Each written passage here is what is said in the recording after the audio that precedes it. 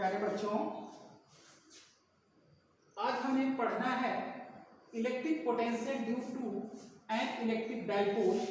Second condition का है potential at a point on the equatorial line of the dipole. आज हमको वैद्युत विभव की गणना करनी है किसी वैद्युत द्विध्रुव के कारण इसके निरक्षीय स्थिति पर, यानी इक्वेटोरियल लाइन पर।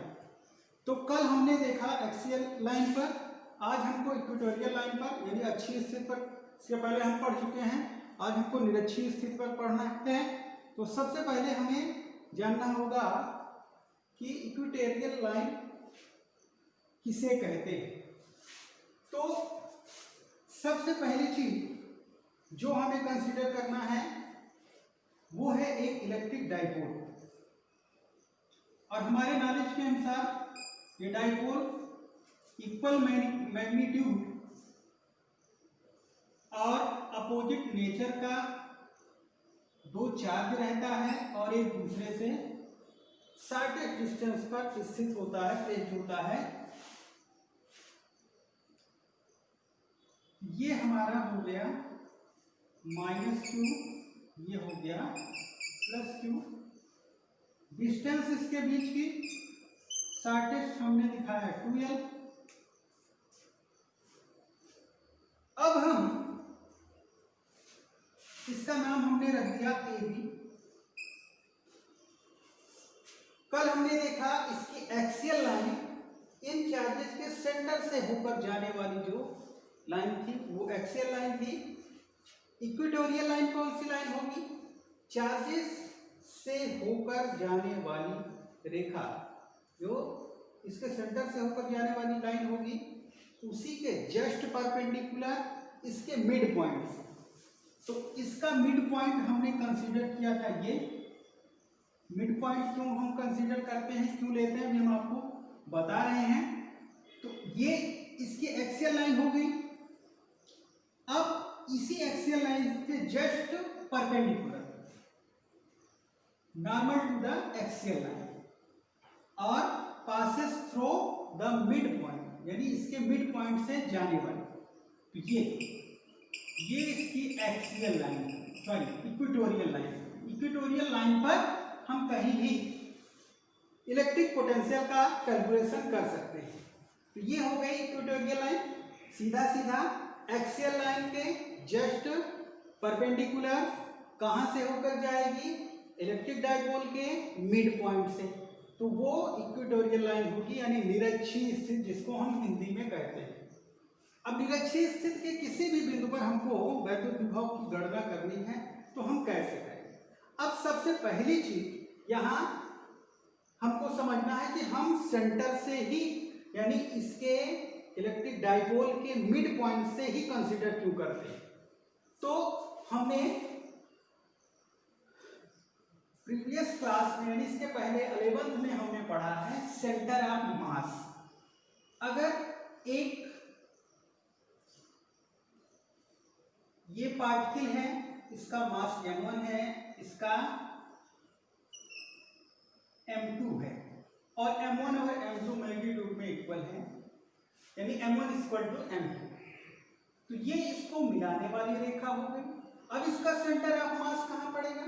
सेंटर ऑफ मास इस मिलाने वाली रेखा के मिड पॉइंट पर होगा, यानी इन दोनों का जो टोटल मास है वो एज्यूम किया जाएगा इस पॉइंट पर, यही इसका सेंटर ऑफ मास होगा।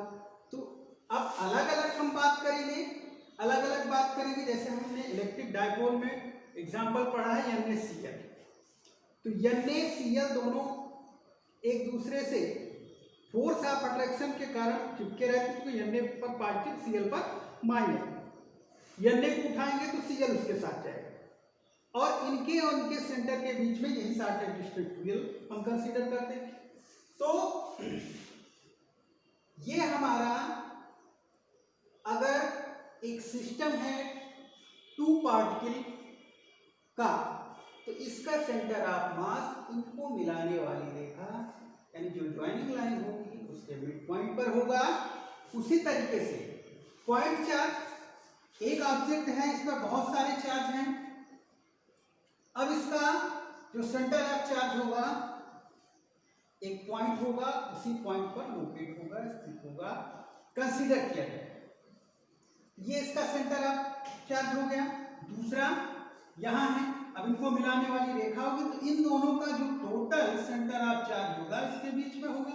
तो यहां से हम कंसीडर करते हैं चाहे इसकी एक्सियल लाइन हो चाहे इक्वेटोरियल लाइन। तो अब देखिए हमने कंसीडर किया एक डाइपोल जो कि माइनस और प्लस क्यू चार्ज से मिलकर बना है, जिसके बीच की यानी चार्जेस के बीच की जो शॉर्टेज डिस्टेंस है 2l है, इसका नाम हमने ए भी रखा है। अब इसके मिड पॉइंट से स्मॉल r डिस्टेंस पर एक इक्वेटोरियल लाइन पर एक पॉइंट P है। इस P पॉइंट पर हमें इलेक्ट्रिक पोटेंशियल का कैलकुलेशन करना है। तो सबसे पहली चीज, जैसे इसके पहले यानी इस चार्ज से यहाँ की डिस्टेंस पता होनी चाहिए, इस चार्ज से यहाँ की डिस्टेंस पता होनी चाहिए, तब हम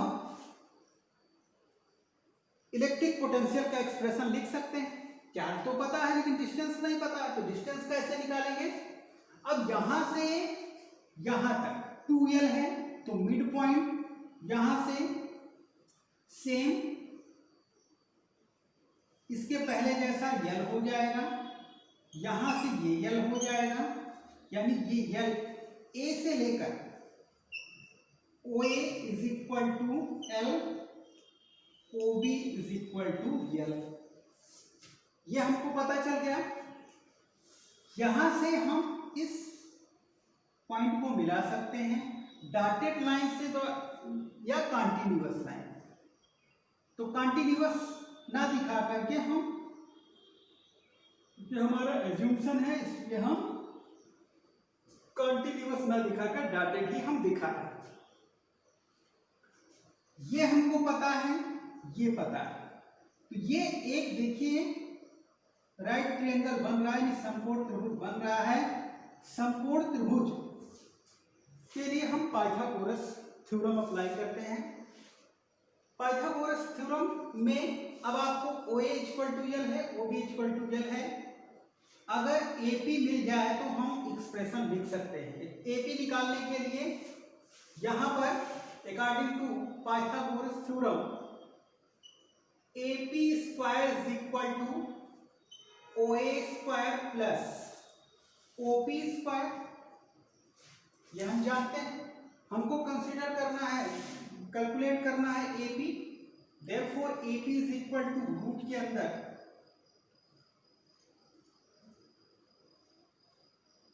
OA का स्क्वायर प्लस OP का स्क्वायर। OA L है और OP कितना है, R है, L स्क्वायर प्लस। अब यहां से AP और BP दोनों इक्वल है, since AP is equal to BP is equal to root L square plus R square. यह हमको डिस्टेंस पता हो गया।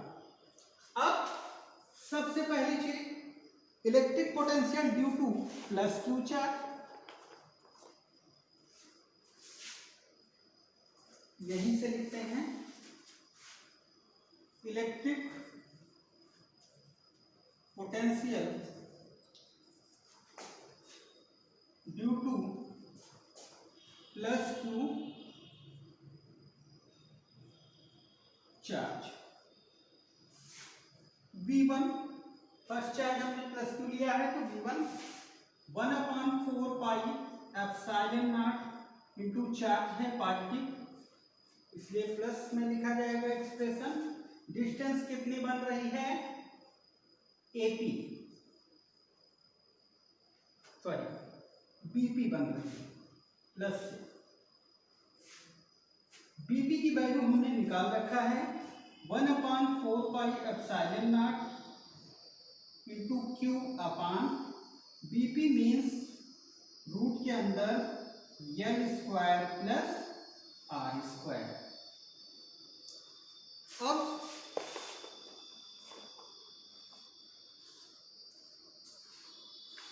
Electric potential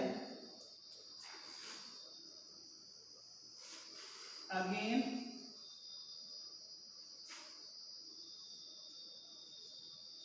due to minus q charge.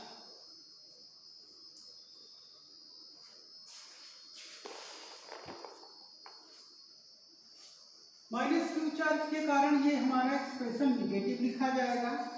AP और बीपी इक्वल है तो सीधे सीधे हम अब ये वाला एक्सप्रेशन लिखते हैं V2 equal to 1/4 pi epsilon naught, negative रहेगा क्योंकि चार्ज अब निगेटिव दिया जा रहा है, Q अपान रूट के अंदर R square plus L square या L square plus R square.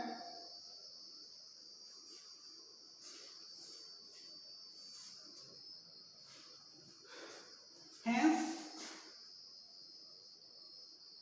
net electric potential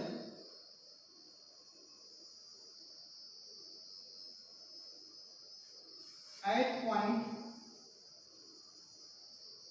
P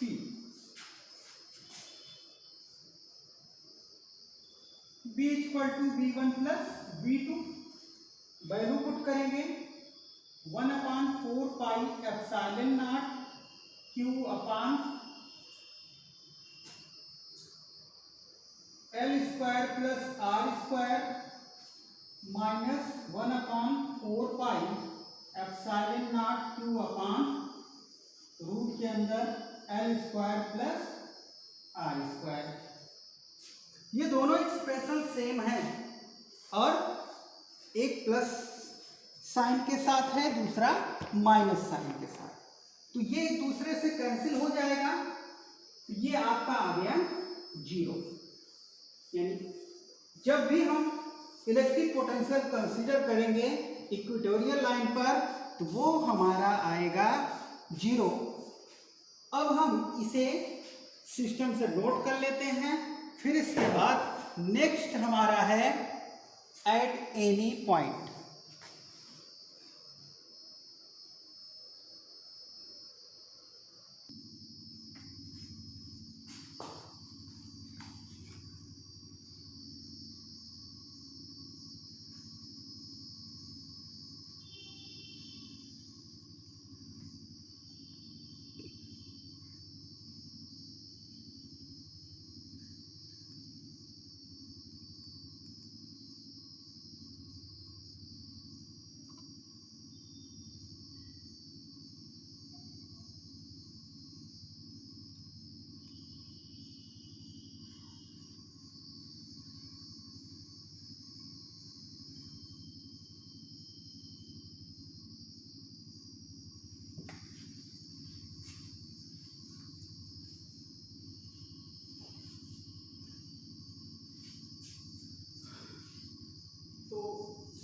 यदि हमें फिगर के बारे में और कैलकुलेशन के बारे में सारी चीजें समझ में आ गई हैं तो हमें लैंग्वेज लिखना है और अपने मैथमेटिकल टर्म्स में आगे स्टेप बाय स्टेप बढ़ करके हमारे रिक्वायर्ड एक्सप्रेशन या रिक्वायर्ड सॉल्यूशन तक पहुंच जाना है।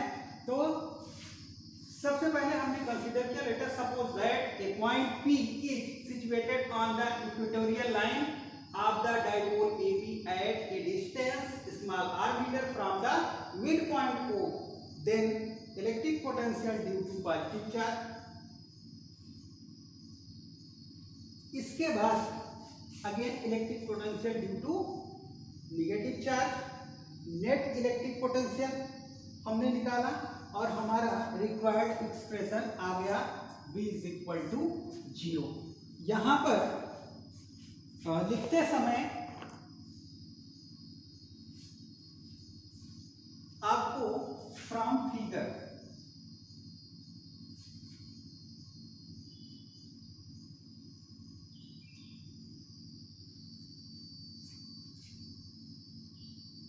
OA is equal to OB is equal to L and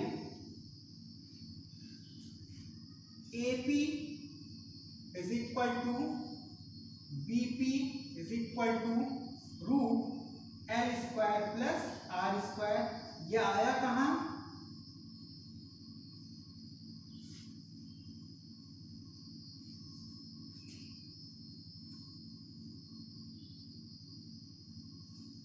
AP square is equal to OA का स्क्वायर प्लस OP का स्क्वायर। ये पाइथागोरस थ्योरम है जो कि हम अप्लाई करते हैं राइट ट्रायंगल।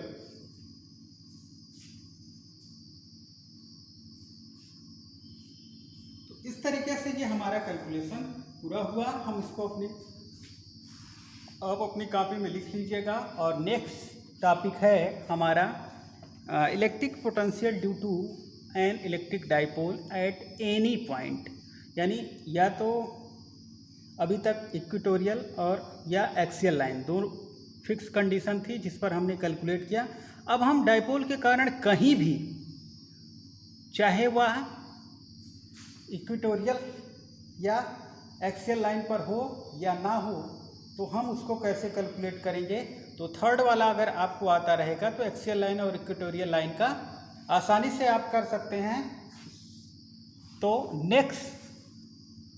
हम नेक्स्ट वीडियो में देखते हैं।